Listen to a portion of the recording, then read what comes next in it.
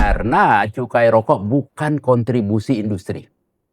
Cukai rokok adalah uang denda kepada rakyat yang perilakunya tidak sehat. Dia merokok, dia merusak dirinya, dia merusak kesehatan keluarganya, dia racunin keluarganya, jadi adiktif. Oleh karena itu dia didenda.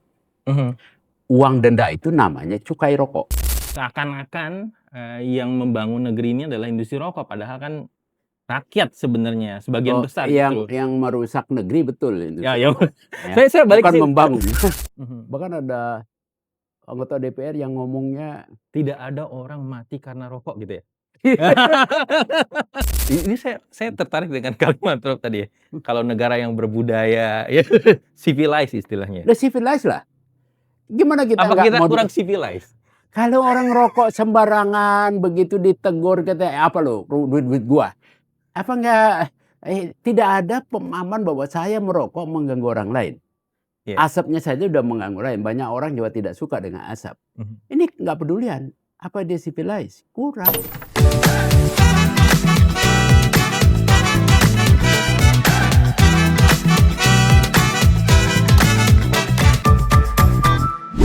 Halo Sobat Bijak, selamat datang kembali di podcast Bajak Ruang Bijak. Masih bersama saya Bigwanto. Nah, teman-teman, belakangan ini kita sering dengar informasi terkait dengan bagaimana industri rokok diglorifikasi, ya, memberikan pendapatan yang luar biasa terhadap APBN kita. Dan seakan-akan lupa kalau industri rokok juga mempunyai dampak yang luar biasa. Bukan cuma bagi kesehatan, tapi banyak dampak yang justru dilupakan, ya, dampak sosial, dampak kesejahteraan, dan sebagainya. Nah, untuk membahas hal ini, kita kedatangan tamu istimewa untuk kali ini, yaitu Profesor Hasbullah Tabrani. Yes, selamat malam, Prof. Oh, malam ya? Oh, malam. Sehat, Prof? Mas Bigwanto, selamat malam. Sehat, alhamdulillah. Ya. Nggak merokok ya pasti sehat lah. Oh iya. Aktivitas sekarang apa, Prof? Lebih banyak ngobrol-ngobrol begini, memberikan beberapa informasi yang penting di TikTok, Instagram, karena saya sudah pensiun sebagai dosen, jadi lebih banyak waktu untuk menyampaikan sesuatu yang mudah-mudahan bermanfaat buat rakyat banyak. Amin. Tapi izin saya tetap manggil Prof ya, meskipun sudah pensiun ya, Prof ya. Untuk menghormati. Karena Prof Hasbullah ini adalah guru besar di Universitas Indonesia, cukup terkenal. Mantan guru besar di Universitas, cukup terkenal. Dan saya waktu itu juga ketika 10-20 tahun lalu banyak belajar dengan beliau. Jadi izin tetap memanggil Prof. Ya, itu bagian yang saya sering bilang saya MGB, mantan guru besar. MGB. Karena banyak orang menganggap profesor itu sebagai gelar akademik. Bukan. Profesor itu jabatan pendidikan, pengajar. Ya, jadi kayak di tentara jenderal, ya kalau udah pensiun ya purnawirawan. Gitu. Dia melekat pada jabatan universitas. Ya, pada jabatannya. Ya. Oke. Prof, belakangan ini kita banyak sekali menerima informasi mengenai biasalah glorifikasi kontribusi cukai rokok terhadap APBN di tengah di mana kita kesulitan ya untuk mendapatkan pendapatan. Sebenarnya bagaimana kita harus menyikapi hal ini, Prof? Nah, ini bagian disinformasi. Bagian dari pemelesetan informasi. Ya, bahkan cenderung penipuan informasi. Karena cukai rokok bukan kontribusi industri. Cukai rokok adalah uang denda kepada rakyat yang perilakunya tidak sehat. Dia merokok, dia merusak dirinya, dia merusak kesehatan keluarganya, dia racunin keluarganya, jadi adiktif. Oleh karena itu dia didenda. Uang denda itu namanya cukai rokok. Itu berdasarkan undang-undang. Undang-undang cukai adalah instrumen untuk mengendalikan konsumsi. Bukan sumbangan industri. Nah, banyak industri, banyak pejabat juga entah sadar atau tidak sadar memelesetin.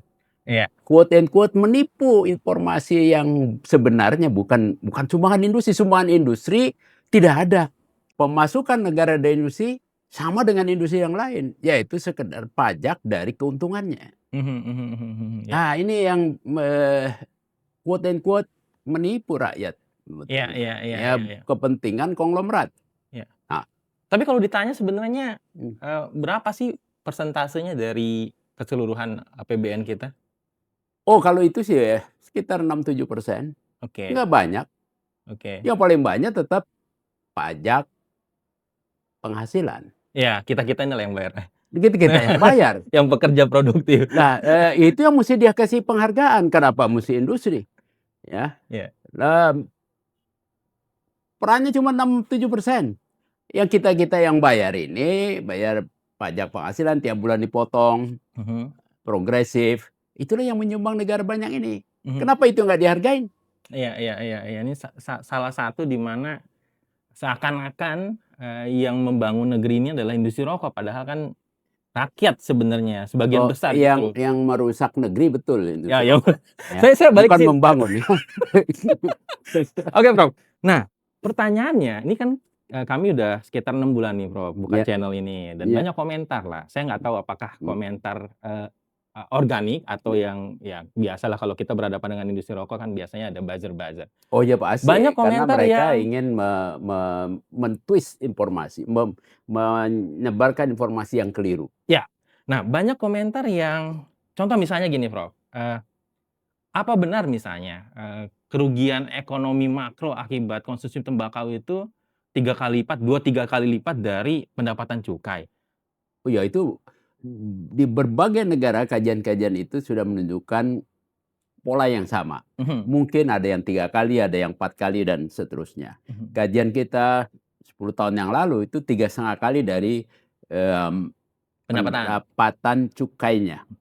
Itu sebabnya dari segi kebijakan pengendalian konsumsi tembakau di dunia, naikkan cukai adalah cara yang paling efektif. Dan itu masuk dalam konsep FCTC yang terakhir, raise taxes, ya, karena itu yang paling efektif. Tapi di Indonesia dimainkan, dan anehnya pejabat itu entah dia bego, entah dia entah dia memang tidak sadar, entah dia kemasukan atau keasapan, we don't know. Tapi kok banyak yang komentar aneh-aneh begitu ya. Bahkan ada anggota DPR yang ngomongnya tidak ada orang mati karena rokok gitu ya? Nah, Saya sampai inget kalau pola itu dipakai, pemikiran itu dipakai, saya nggak ngerti ini kok sampai entah dia betul-betul memang tidak paham, tidak mengerti, bego, atau dipaksa atau dan sebagainya, saya tidak tahu, yang mesti tanya orangnya ya. Kalau pola itu dipakai, pikiran itu, maka tidak ada satu orang pun yang ketabrak mobil karena kesalahan sopir. Iya. Karena yang nabrak mobil, sopirnya nggak pernah nabrak. Dia kan gitu kan. Iya. Ini aneh sekali itu. Tapi saya lihat sebagian besar sebenarnya komentar-komentarnya justru meluruskan. Saya juga bingung. Sekelas anggota DPR punya logika berpikir seperti itu tuh saya nggak ngerti juga. Nah itu dia makanya kan ada pertanyaan. Harusnya kan nggak mungkin kayak begitu. Kemungkinan besar ada. Kalau dugaan-dugaan saya nggak tahu, tanya aja Pak yang bersangkutan lah ya. Bisa jadi karena memang didrive oleh industri, oleh petani dan sebagainya, yang di dalam persoalan rokok dan kesehatan ini banyak sekali manipulasi informasi. Iya, dan salah satunya itu. Ya. Salah satunya itu. Nah, Prof, banyak juga yang menyampaikan di komentar kita itu, apa benar BPJS itu defisit gara-gara konsumsi rokok?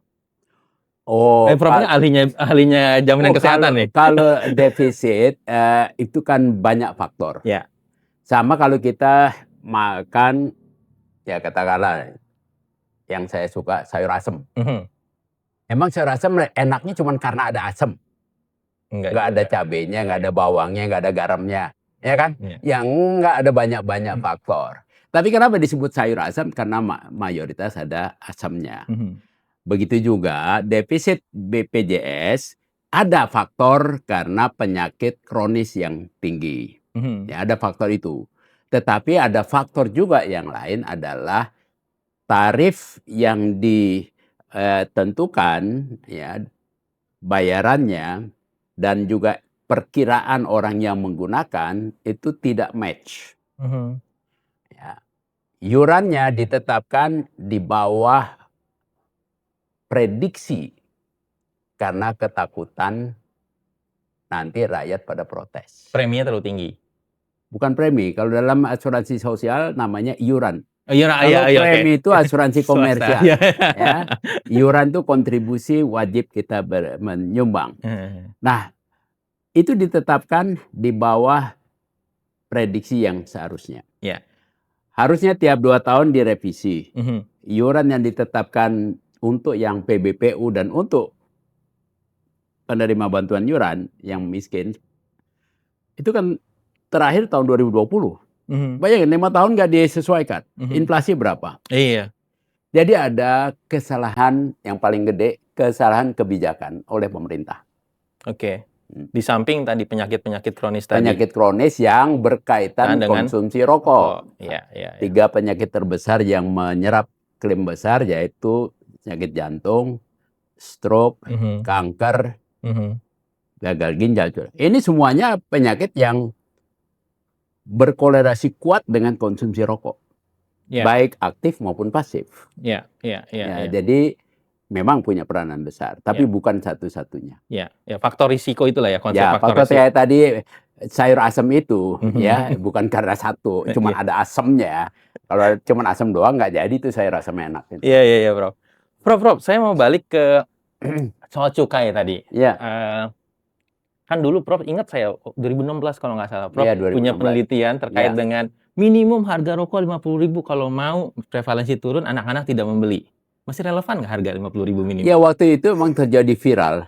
Di mana-mana berita, radio, televisi, koran semua beritakan itu karena saya lakukan kajian yang melakukan semacam assessment sampai level mana orang mau beli rokok. Itu di ekonomi biasa.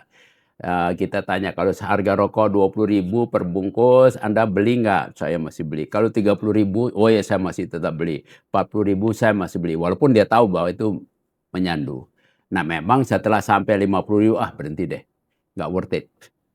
Nah begitulah memang kebijakan dilakukan untuk mencari levelnya.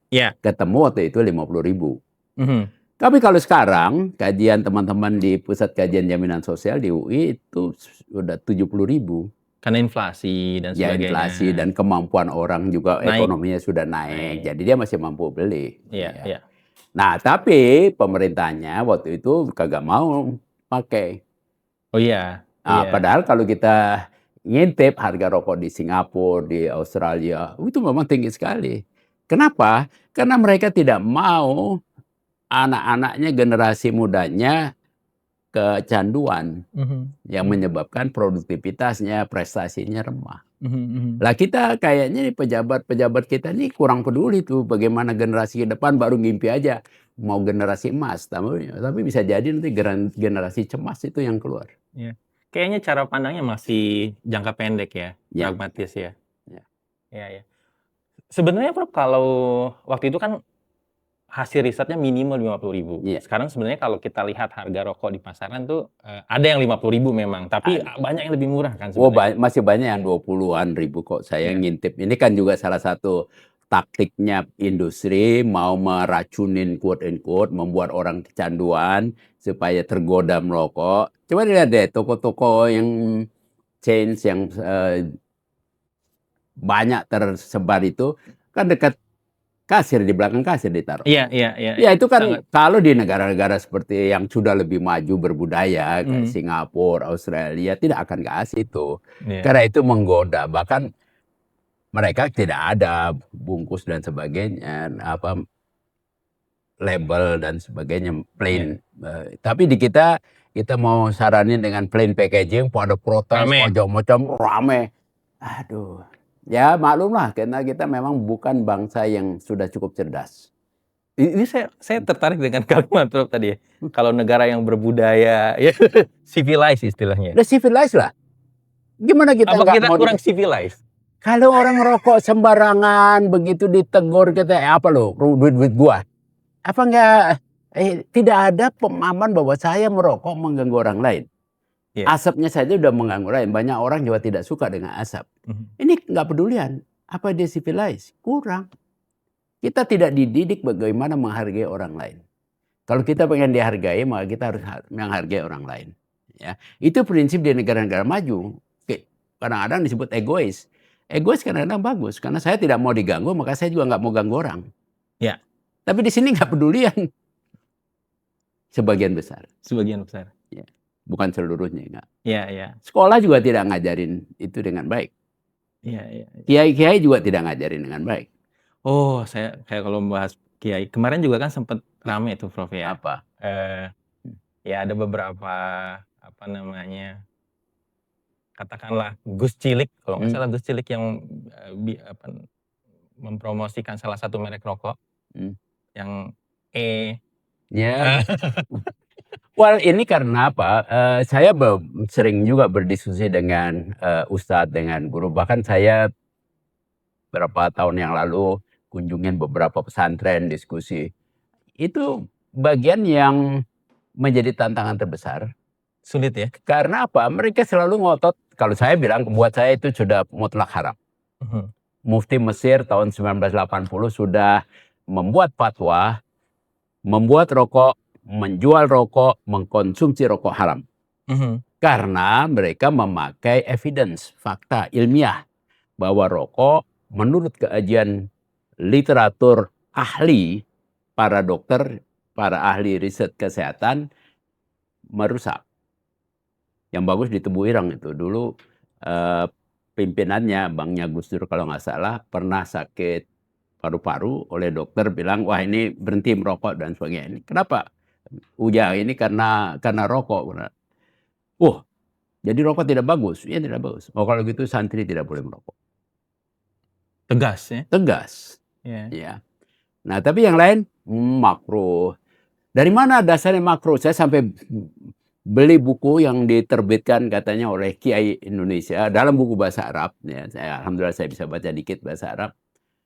Nah kalau referensinya kata orang ini itu zaman 100-200 tahun yang lalu, kajiannya, pandangannya tentang rokok makruh, dukhon bahasa Arabnya. Lah kan itu udah ketinggalan zaman. Iya, iya. Nah, kalau iman kepada Allah memang tidak berubah sepanjang tahun. Iya. Tapi kalau yang kaitannya dengan perilaku manusia, ya dulu juga nggak ada narkoba, nggak ada pinjol. Bisa jadi kemudian dibilang, oh nggak ada di dalam Al-Quran pinjol haram. Nggak ada dalam narkotik haram, nggak ada bahasa narkotiknya. Lah, terlalu naif. Ya, karena scientific evidence juga kan terus muncul tahun 60-an, 70-an gitu kan. Ya mohon maaf menyimpang sedikit. Saya baca betul banyak ayat-ayat Quran itu selalu Allah mengatakan afala ta'qilun. Apa lu nggak punya akal kalau kata orang Betawi. Ta'qilun tuh udah berasal dari kata akala, akal, ya. Afala tatafakkarun, apa lu nggak pikirkan? Afala tubsirun, apa enggak kau teliti? Afala tanzurun. Jadi semuanya itu pakai otak. Islam itu mengajarkan. Itu balik ke civilization ya. Itulah civilization. Kalau kita cuma ngikutin dalam Al-Quran itu sering disebut apa yang orang tua kami dulu bilang begitu. Nah itu kan para orang kafir begitu, ya, nggak mau berubah deh karena orang-orang tua kami menyembah ini, itu kan begitu. Lah kita juga nih banyak yang begitu. Oh dari dulu tradisinya begitu kok. Iya. Nah termasuk rokok ini. Oke, Prof. Iya. Jadi budaya itu memang kan harusnya berkembang. Nah, tapi ada sikap orang kita kalau hal-hal yang dia tidak sukai, yang perkembangan baru ditolak. Kalau yang dia mau, walaupun tidak sesuai, tidak sehat, diambil. Ya, ini bagian tingkat kecerdasan, tingkat adopsi budaya yang memang suka atau tidak kita harus mengakui. Bukan menghina atau mengejek penduduk rakyat kita, tapi kita harus tahu fakta kita di mana untuk kita bisa melakukan perencanaan sampai mana kita harus kejar. Apa target-target kita. Kalau kita nggak kenal lingkungan, ya sudah. Kita akan tergerus oleh kemajuan zaman. Ya, ini menarik Prof ya. Di tataran masyarakat bawahnya tadi ya, istilah menghormati orang lain dan sebagainya juga kita masih kurang. Banyak yang tidak peduli. Di pengambil kebijakannya juga kelihatannya Ya itu bagian dari salah satu kelemahan kita di era demokrasi ini. Ya pada zaman Pak Harto itu terkenal dengan para ahli pada masa itu yang mendukung presiden. Semua dicari berdasarkan tingkat kepakarannya. Ya. Sekarang ini tingkat kepopuleran sayangnya. Siapa populer, dia yang akan diusung. Ya karena demokrasi kan sifatnya begitu. Pilihan yang saya pilih. Ya. Persoalan rakyat bisa tahu persis dia memang kompeten, berkualitas, kan rakyat sulit untuk menilai itu. Iya. Nah, yang paling gampang ya kalau saya mesti milih yang saya kenal. Iya. Itu bagian dari kelemahan demokrasi pada negara yang tingkat pendidikan, tingkat kecerdasannya belum cukup tinggi seperti halnya di Eropa Barat atau di Amerika Utara. Iya, yang pada akhirnya mereka juga memilih ya kandidat yang Ya, katakanlah yang paling dia kenal, yang paling populer. popularitas itu, Ya. bukan berdasarkan kemampuan dan sebagainya. Oke, Prof.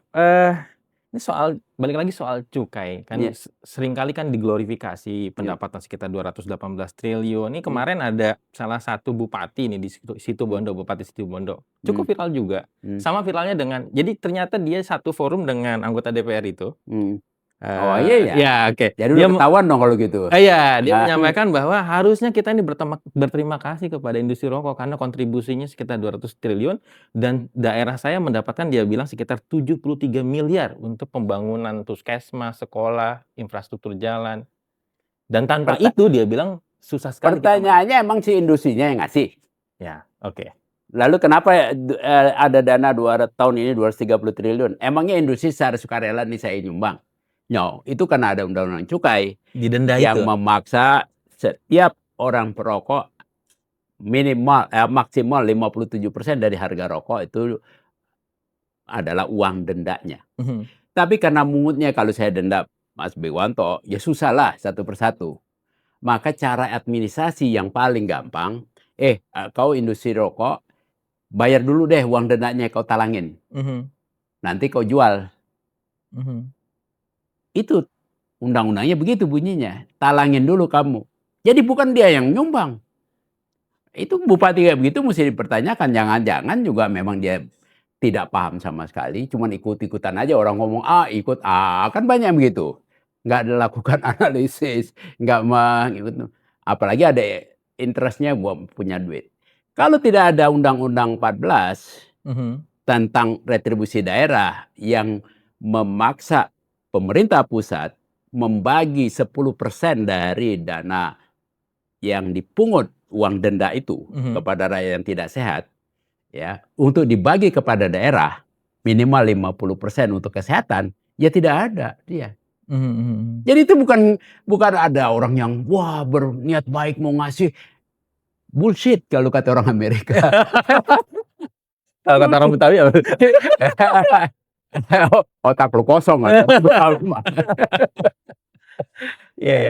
Karena saya menangkap seakan-akan banyak daerah itu karena itu terperangkap ya. Disinformasi, tidak mengerti informasi. Dan pemerintah juga tidak menjelaskan dengan cukup baik. Para akademisi juga kurang aktif untuk menjelaskan. Masyarakat kita termasuk pejabat-pejabat, sebagian pejabat itu short sighted, pikirannya pendek, mikir cuma jangka pendek, mikir yang kelihatan depan mata. Dia tidak melihat esensinya apa di situ. Nah, itulah tantangan terbesar buat negeri ini. Iya. Kalau nggak salah kemarin Dirjen Pajak mengeluarkan statement di depan DPR, kayaknya rakyat kita udah nggak perlu lagi harga rokok berapa, yang penting ngebul. Artinya apa nih, Prof? Saya nggak dengar sih kalimatnya itu. Yang penting ngebul artinya itu suatu fakta yang dilihat oleh mereka, yang bagiannya urusan dia sebetulnya, urusannya duit. Tapi di balik itu, kalau statement itu ada betulnya, yang penting ngebul karena rakyat sudah kecanduan. Sudah adiktif. Kalau sudah adiktif, harga rokok dinaikin pun, ya dia akan beli juga. Itu sebabnya di negara-negara yang sudah lebih berbudaya jauh dari kita, maka harga rokok dinaikin terus. Tetap orang yang udah kecanduan dia akan beli juga. Tapi kita cegah yang baru. anak-anak kita, calon generasi emas yang ke depan. Karena mahal dia kagak beli. Itu tujuannya. Ya. Ya. Jadi statement itu merupakan pengakuan bahwa ini barang yang adiktif. Ya. Dan oleh karena itu, karena dia barang adiktif, maka harus berlaku cukai. Cukai adalah instrumen untuk mengendalikan konsumsi. Dan itu untuk rokok, itu instrumen kesehatan, bukan instrumen keuangan. Maka kalau Menteri Keuangan cuma nanya para industri untuk menetapkan harga, Oh, yang kemarin tuh ya? ya udah jelas keliru besar. Karena dia menggunakan instrumen kesehatan, dia rampok dibajak, ya, menjadi kebijakan yang tidak bijak.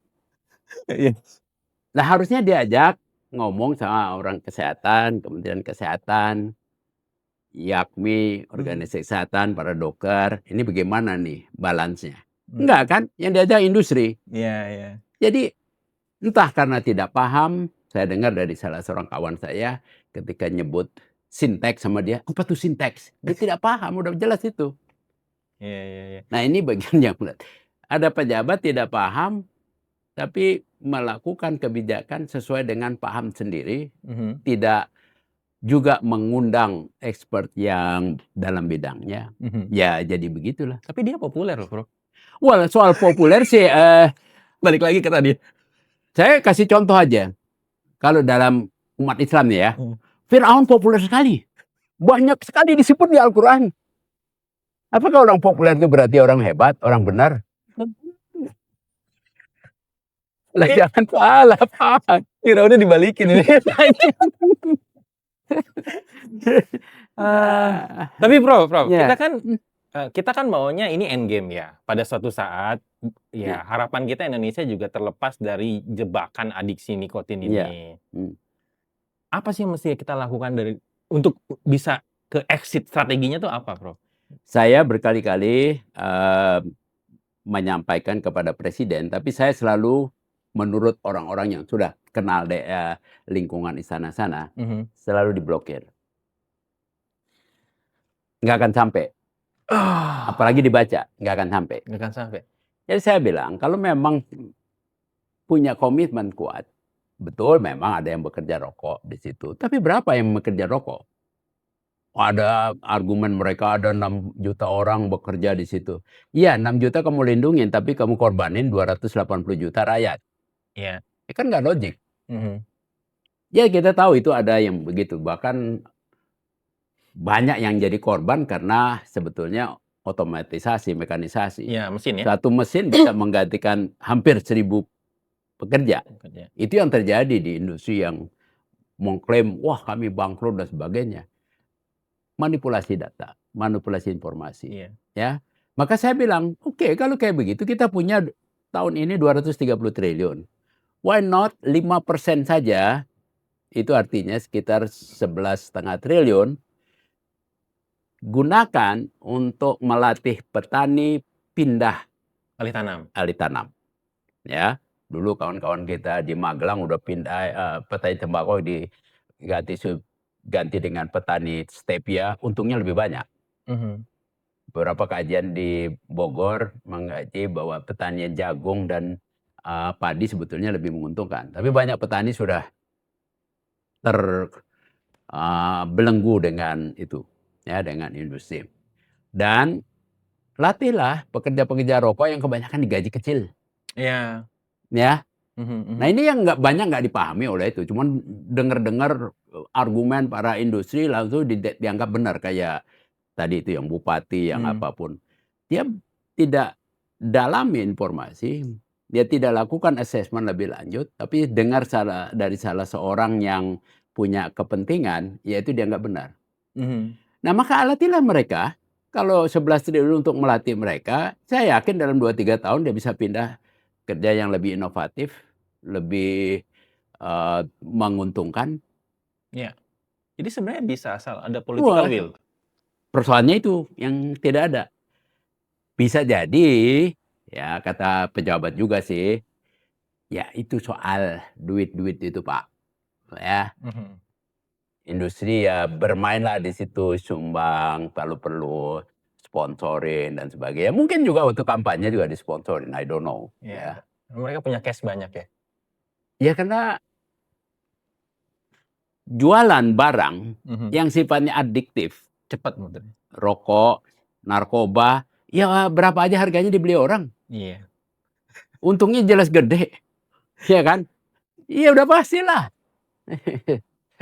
Itu kan logiknya sederhana aja. Tapi ya dunia ini kan memang orang berebutan duit aja. Jadi yang industri besar sebetulnya sih sudah punya. Kan kita tahu juga industri-industri besar ini kan sudah invest di bank, mall-mall, di situ udah sebagai industri. Iya. Tapi ya dimainkan aja yang kecil-kecil ini dimainkan supaya protes.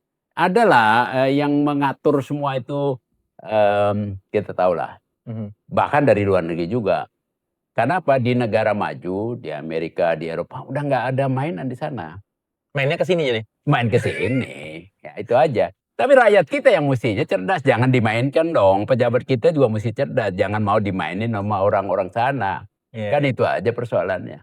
Saya ingat dulu Prof pernah nulis satu artikel, Indonesia adalah Disneyland industri rokok. Bukan, itu saya tulis buku. Saya bagikan ketika ada World Conference on Tobacco or Health di Singapura 2012. 2012 saya tulis judulnya itu Indonesia the Heaven for Cigarette Industries and the Hell for the People. Dan masih terjadi sampai sekarang.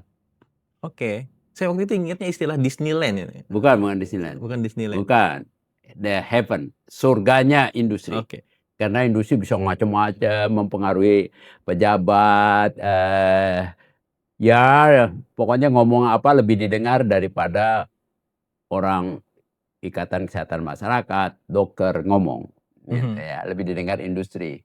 Kan kayak surga tuh. Dan masih terjadi sampai sekarang? Masih terjadi sampai sekarang. Walaupun rakyatnya menderita, ya biarin aja lah.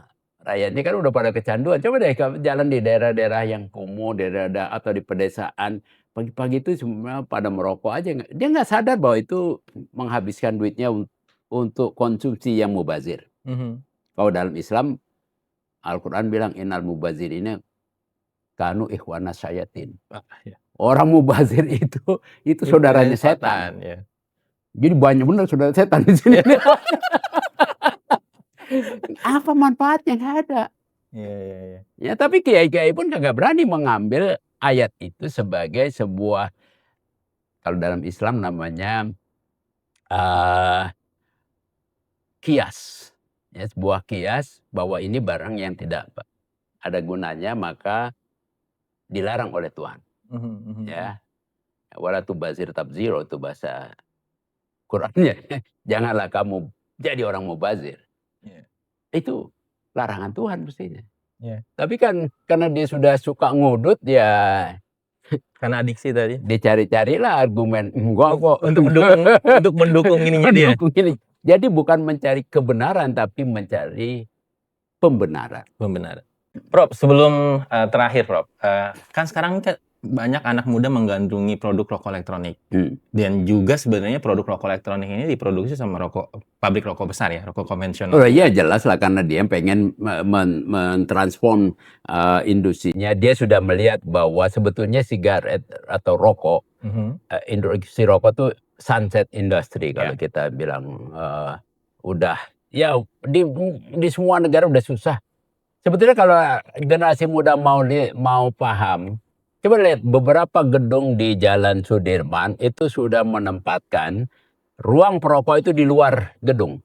Di pojokan, dikasih kursi, taruh ruang rokok. Kalau begitu kok dibanggain. Memalukan sekali. Lu udah disingkirin, udah ditaruh di dalam aja kagak diterima. Ya. Jadi para generasi muda, use your brain. Jangan gampang dipengaruhi orang. Ya. Nah, tentu dia mau cari profit lagi ya? Profit. Dengan jual dengan argumen mempunyai reduksi resiko dan sebagainya. Harm reduction. Yang lebih memalukan ada penelitian BRAIN baru saja ini. BRAIN katanya profesor. Tapi dia bukan profesor orang kesehatan. Setahu saya ya. Dia profesor bidang industri atau yang lain. Tapi meneliti vape dan mengatakan tidak ada itu.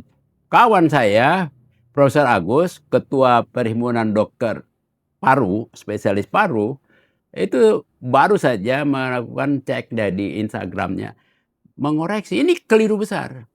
Dan ternyata informasi yang saya terima dari kawan-kawan di situ, tidak ada satupun orang kesehatan yang ikut dalam penelitian itu.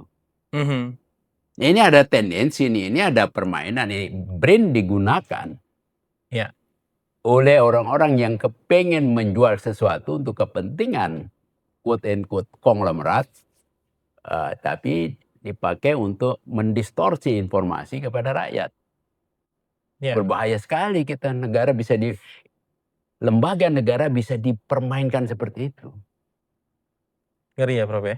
Ya, sangat memalukan lah. Iya. Mudah-mudahan Prof Satria yang baru ya, ke para BRIN bisa cek dan telusuri ada apa di sini. Iya Prof, informasi yang saya terima ada aliran dana dari salah satu front groups rokok elektronik ya, Asosiasi Vapor Indonesia ke BRIN untuk penelitian terkait dengan produk tembakau rokok elektronik ini. Udah jelas memalukan kalau BRIN, lembaga riset, kemudian didikte oleh siapapun yang ada interest. Ya, itu konflik of interest. Untuk bisnisnya, konflik of interest. BRIN researcher harus objektif. Tidak boleh ditunduki oleh ditunggangi oleh kepentingan industri, apalagi industri yang bisa meracuni rakyat, membuat rakyat jadi adiktif, menjadi orang-orang mubazir, merusak dirinya, mabok lama-lama, karena pintu masuk untuk narkoba juga menurut teman-teman di BNN itu banyak kan dari rokok. Iya. Termasuk vape. Iya. Banyak ditemui oleh BNN, cairan yang ada di vape itu sudah disuntik narkotik. Nah ini mestinya pemerintah aware dan peduli untuk rakyat banyak. Iya, iya. Ya kemarin kalaupun bukan narkotik, kalau nggak salah ada obat anestesi juga ya, ketamin sama. Ya pokoknya kalau di bentuknya cairan itu gampang. Diisi dengan yang lain. Ya, itu lebih berbahaya. Salah gunakan ya. Iya. Oke Prof, tadi kan Prof menyampaikan suara kita, surat kita nggak pernah nyampe ke presiden. Ada kemungkinan misalnya ada blok di sana ya. Iya. Masih mungkin nggak sih sebenarnya kita bisa yang jadi harapan sama presiden lah ya? Jadi tantangan, saya pernah ketemu Pak Prabowo di rumahnya di Ambalang sama-sama Prof Emil Salim. Prof Emil Salim juga sangat gergetan dengan kebijakan ini, sampai dia selalu bilang, "You biarin cucuku keracunan, kecanduan. Ini berbahaya sekali." Pak Prabowo secara pribadi sangat paham, tapi yang saya takut adalah informasi yang benar tidak sampai ke sana, diblok di jalanan. Kalau sampai, saya yakin beliau akan lebih cepat bereaksi, ya, kalau dia sampai tahu betul dan mengambil sikap yang jauh lebih bijak dari sikap-sikap yang dibajak. Jadi kita masih jauh ya, Pak? Jauh, karena itu tadi tingkat kecerdasan rakyat dan jangan-jangan juga pejabat, walaupun ada pejabat-pejabat kita yang sangat cerdas. Dulu misalnya Habibie udah sangat dikenal seluruh dunia, tapi secara mayoritas kita memang masih lemah. Ya. Kalau pernah lihat berapa ranking IQ kita rankingnya di, tahu nggak, 70-an, di bawah 90 rata-rata IQ kita. Sementara Cina, Korea, Jepang, Singapura, Taiwan, Hong Kong yang di atas Indonesia, itu rata-rata IQ-nya sudah menjadi top in the world. Di atas 100, biasanya 105, 106 rata-rata ya. Nah kita masih di bawah 90. Masih panjang ya. Nah, itulah perlunya sebetulnya membangun generasi emas itu dengan udah bagus Pak Prabowo untuk menurunkan prevalensi stunting. Tapi mungkin MBG masih belum cukup mengenai sasaran dan belum cukup efisien efektif ya. Memang gizi berpengaruh terhadap kecerdasan otak manusia, tapi itu investasi jangka panjang. Iya. Dan mesti dimulai dari ibu hamil. Iya, bukan cuma di sekolah ya. Kalau di sekolah, saya Too late. bikin suatu kajian dulu waktu habis itu bersama almarhum Dr. Suyono Yahya di Dinkesmas. Kita buat kajian. Ternyata memang bangsa Indonesia banyak yang otaknya kurang berkembang karena konsumsi proteinnya kurang. Karena otaknya kurang berkembang, dikasih makan ketika di sekolah. Yang otaknya tumbuh ya paling optimum sampai usia 3 tahun. Ya, akibatnya setelah 3 tahun, kalaupun dikasih makanan yang cukup, yang tumbuh bukan otaknya, ototnya. Maka yang terjadi adalah generasi ngotot, bukan generasi ngotak. Dan itu faktanya banyak betul. Kita lihatlah generasi ngotot ini gara-gara ya salah policy di dalam pemberian nutrisi yang bagus. Oke, terima kasih banyak Prof. Generasi Sama-sama. ngotot bukan ngotak. Ini Ya. ini quote yang luar biasa. Baiklah teman-teman, itu obrolan kita bersama dengan Prof. Hasbullah Tabrani. Terima kasih banyak Prof atas Sama-sama, waktunya. ya. Jangan lupa kalau misalnya kalian suka dengan channel ini, dengan podcast ini, untuk klik like dan subscribe. Dan kalau kalian punya komentar, silahkan tulis di kolom komentar. Itu saja dari kami. Terima kasih banyak. Assalamualaikum warahmatullahi wabarakatuh. Waalaikumsalam. Terima kasih Prof. Good.